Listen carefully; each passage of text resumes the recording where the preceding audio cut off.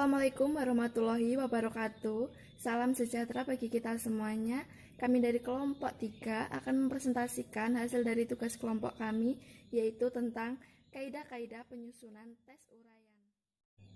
Saya Rika Kristi, NPM 191872030028. Perkenalkan, nama saya Wika Gaya Bagaskara, nomor NPM 191872030007. Assalamualaikum warahmatullahi wabarakatuh. Perkenalkan, nama saya John Rianto. Saya dari Prodi Ekonomi kelas 3A. Nomor NPM saya 191872030119. Saya Suci Ratu Sofia, MPM 191872203051. Definisi tes uraian. Tes uraian yaitu tes yang pertanyaannya memerlukan jawaban yang bersifat pembahasan atau uraian dengan kata-kata. Tes uraian disebut juga tes subjektif. Di dalam tes ini, peserta didik memiliki kebebasan memilih dan menentukan jawaban.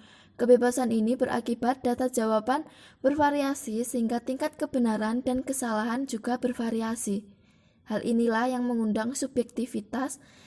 Penilai ikut berperan menentukan penilaian dan pemberian skor. Jenis-jenis tes uraian. Jenis-jenis tes uraian ada dua. Yang pertama, tes uraian bebas atau terbuka.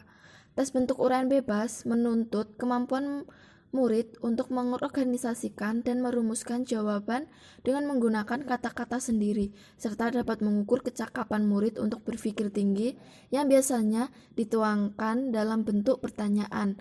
Yang kedua, tes uraian terbatas, yaitu bahwa peserta didik diberi kebebasan untuk menjawab soal yang ditanyakan, namun arah jawaban dibatasi sedemikian rupa, sehingga kebebasan tersebut menjadi kebebasan yang terarah. Dalam bentuk ini, pertanyaan telah diarahkan kepada hal-hal tertentu atau ada pembatasan tertentu. Oke, untuk selanjutnya saya akan membahas tentang contoh tes uraian. Contoh tes uraian yang pertama, coba sebutkan manfaat belajar penaksiran dalam kehidupan sehari-hari dan juga berikan contohnya. Yang kedua, jelaskan sebab-sebab terjadinya pencemaran lingkungan.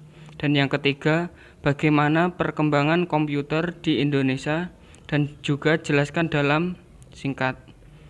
Terus ada juga tes uraian terbatas. Contohnya yang pertama, sebutkan 5 komponen dalam komputer. Dan yang kedua, jelaskan 3 faktor penyebab terjadinya polusi udara. Dan yang ketiga, contohnya, Tony akan memasukkan 21 kelereng merah dan 28 kelereng biru ke dalam kotak. Tapi tiap kotak berisi kelereng merah yang sama banyak dan juga kelereng biru yang juga sama banyak. Jadi berapa banyak kotak yang diperlukan dan juga berapa kelereng merah dan kelereng biru dalam setiap kotak. Itu merupakan contoh dari tes uraian. Oke, untuk slide berikutnya. Di sini ada kelebihan dan juga kekurangan tes uraian. Kelebihan tes uraian yang pertama, bagi guru, menyusun tes tersebut sangatlah mudah dan juga tidak memerlukan waktu yang lama. Yang kedua, si penjawab mempunyai kebebasan dalam menjawab dan juga mengeluarkan isi hati dan buah pikirannya. Yang ketiga, melatih mengeluarkan pikiran dalam bentuk kalimat atau bahasa yang teratur. Sedangkan kekurangan dari tes uraian adalah yang pertama, kurang representatif dalam hal mewakili seluruh skup bahan pengajaran yang akan dites karena soalnya hanya beberapa saja atau sifatnya terbatas. Dan yang kedua, cara memeriksanya banyak dipengaruhi oleh unsur-unsur subjektif. Dan yang ketiga, pemeriksaannya lebih sulit sebab membutuhkan pertimbangan individual, yakni lebih banyak dari penilaian waktu untuk koreksinya dan juga tidak dapat diwakilkan kepada orang lain. Dan itu merupakan kelebihan dan juga kekurangan dari tes uraian. Dalam tes uraian. 1. Tes atau ujian berbentuk pertanyaan atau perintah yang menghendaki menjawab dengan berupa uraian atau program kalimat yang biasanya cukup panjang. 2. Biasanya bentuk dari pertanyaan ialah seperti perintahkan untuk berkomentar, menjelaskan, menafsirkan, membandingkan, menganalisis, dan juga masih banyak lagi. 3. Jumlah dalam pembuatan soal uraian biasanya hanya 5 butir soal atau 10 butir soal. 4. Pada awal butir soal dalam uraian pada umumnya seperti jelaskan, terangkan, uraikan, mengapa, dan bagaimana, ataupun kata lainnya yang memiliki makna serupa.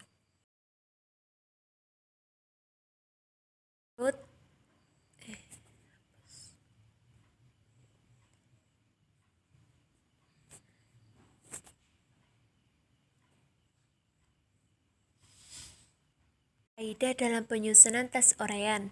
Menurut Anas Sujono 104-105, dalam penyusunan setiap butir soal dalam tes ujian untuk mampu diusahakan sesuai dengan materi dan mencakup ide pokok pada mata pelajaran yang diajarkan.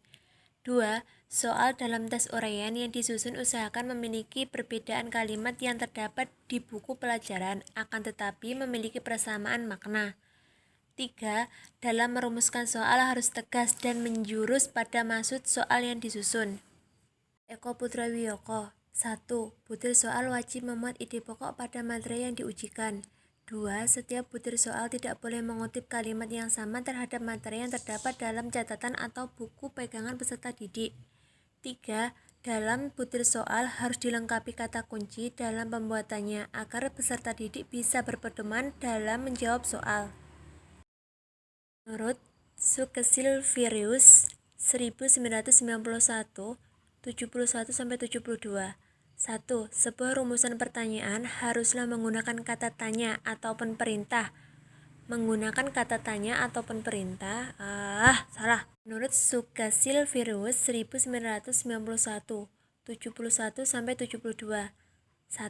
Sebuah rumusan pertanyaan haruslah menggunakan kata tanya ataupun perintah seperti mengapa, bagaimana, jelaskan, tafsirkan, analisis, berilah, tanggapan, hitunglah, dan buktikan.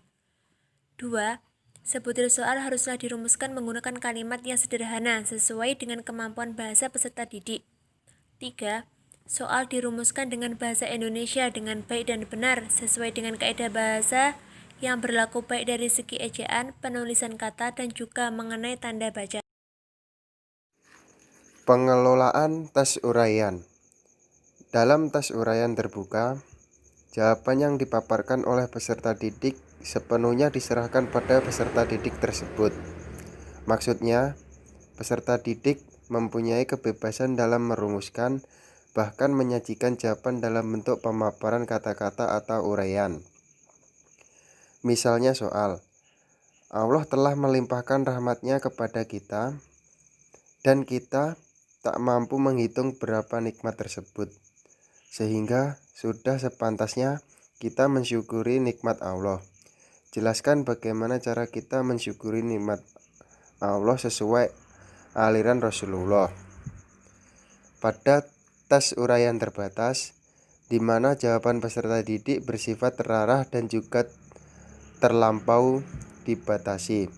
Misalnya, seperti soal. Pada masa Khilafaur Rasyidin tercatat ada 3 peristiwa yang peperangan antara kaum muslimin dalam menghadapi Romawi. Sebutkan serta jelaskan secara singkat ketiga peristiwa tersebut. Cara menskor soal uraian. 1.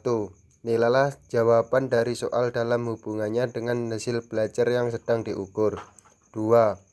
Dalam jawaban pada uraian terbatas berilah poin metode atau pedoman jawaban untuk petunjuk, di mana tulisan terlebih dahulu pedoman jawaban setiap soal dan tentukan nilai skor dalam tiap soal.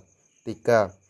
Untuk uraian terbuka, gunakan rating method atau kriteria sebagai pedoman penilaian.